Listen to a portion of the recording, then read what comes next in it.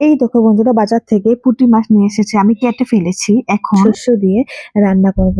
এই দেখো, শস্য আর কাঁচা লঙ্কা বেটে নিচ্ছি পাটার মধ্যে।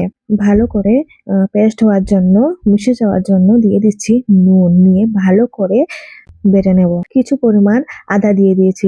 খেয়াল রাখতে হবে যে যে পরিমাণ ঝাল খাও ঠিক সেভাবে কিন্তু ঝালটা দেবে। দেখো, ভালো করে কিন্তু পেস্ট হতে হবে, না হলে কিন্তু শস্য বাটা দিয়ে মাছ তরকারির স্বাদ হবে না। এই দেখো, আমি দেখিয়ে দিচ্ছি, ভালো করে বেটে নিয়েছি। এই দেখো, মাছগুলোর মধ্যে হলুদ আর নুন মাখিয়ে রেখেছিলাম, এখন ভালো করে ভেজে নিয়েছি। এখন কড়াই গরম হয়ে গেলে, তেলটা গরম হয়ে গেলে দিয়ে দেবো কালি জিরে ফোড়ন ও শস্য বাটার পেস্টটা দিয়ে ভালো করে নেড়েচেড়ে দিয়ে দেবো হলুদ গুঁড়ো।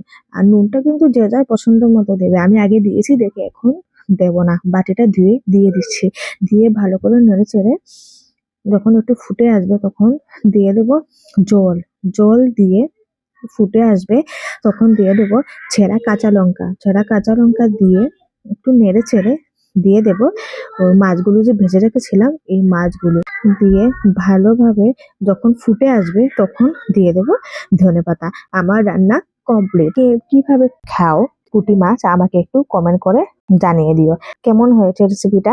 যদি ভালো লেগে থাকে তাহলে সাবস্ক্রাইব করতে কিন্তু একদম ভুলবে না, আর লাইক কমেন্ট শেয়ার তো করবেই। সবাই কিন্তু খুব খুব খুব ভালো থাকবে। আবার নিয়ে আসবো নতুন কোনো রান্না নিয়ে। টাটা।